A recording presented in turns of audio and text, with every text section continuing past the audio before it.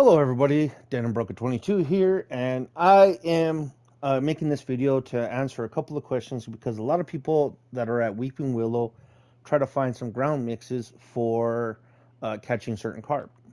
Well, it's pretty simple in this situation. So what you have is these ground baits and additives that you mix together, and it creates like a chum ball that you can throw into the water to attract the fish. You have some that you can make for catfish and carp. These are the only things that these are really made for are carp fish and catfish. And you can also do bream. They do specify bream in these mixes as well. So you have these right here. I'm gonna actually show you some of my recipes that I used at Weeping Willow to catch some of the carp. And if you're more than likely, when I do show that, you can pause the video and get the measurements and get which one is which. But here we go.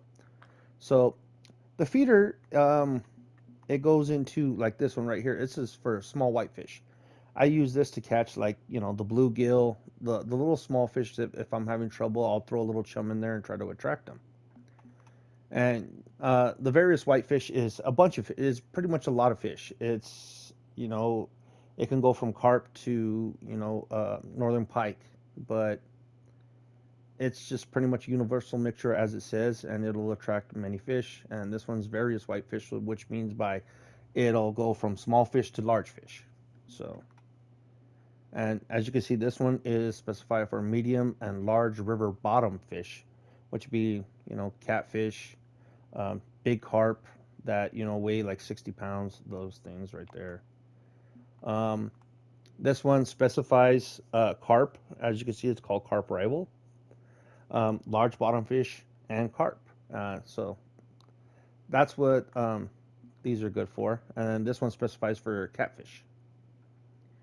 Okay, so now we have that's the feeder. Now we're going to do the method. The method is all carp. You can add these together. It's just made for carp, and it actually it goes by the temperature of the water. Sometimes the water's warm, sometimes it's cool. The ones I prefer are the all seasons because whatever it is, it still attracts. That's what I would use. So like this one right here that's highlighted is all season, and this one is when the water's warm. So it's better to go with these. That's my opinion. Okay. And then we have the particles. These I use these for bream, carp, and crucian carp. So this is actually a good recipe part for carp, and you use it for bream too. And I've used these to catch a number of fish. They have these newer ones that have added in for carp, but like I said, most of these target carp and bream. And you can even use some for various whitefish, which would be catfish as well.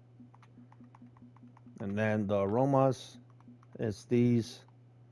You can see it says crucian, so it's made for crucian carp and any kind of carp.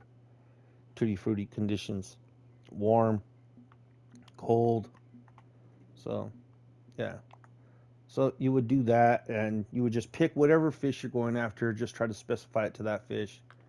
Measurements don't really make a difference, but I have this one right here for the whitefish, which would be I use this for anything from my carp to warmouths, just the real small fish, bream and that one. And then here's my carp one. This is the one I used at Weeping Willow to help me catch quite a few of the carp. Um, so I'll let you take a look at these. There's Carp Rival, Grand Fish Feeder, Big River Ravine. The aroma is the Tutti Frutti, the CSL, which is corn, steep liquor, and then Sweet Crucian. This goes for the Crucian carp and regular carp. The particles are hemp corn and oil cake pea. That's what I use. So, and like I said, you can use them for various fish, but most of the people use these for carp. Um, but that's what I use, and I made this video to help out quite a bit of people that are having trouble catching certain carp. You can do this, but just keep in mind when you do it, uh, it lasts for about 24 hours. So if you make it, throw it in, and you're like, okay, I'm gonna change time, that will affect the aroma of the chum, because as time goes by, it gets less potent. And keep in mind too, if you're throwing it in a river and the water's flowing, it's going to push down river, so it'll eventually move away. So if the river's moving to the left, toss it a little bit to the right of where you're going to be fishing at, so that way it pushes through there and it pulls the fish in. So I hope this video helps y'all. Any questions, go ahead and leave a comment. I'll do my best to reply. You can like and comment and follow. I appreciate it. This is Den and Broker 22.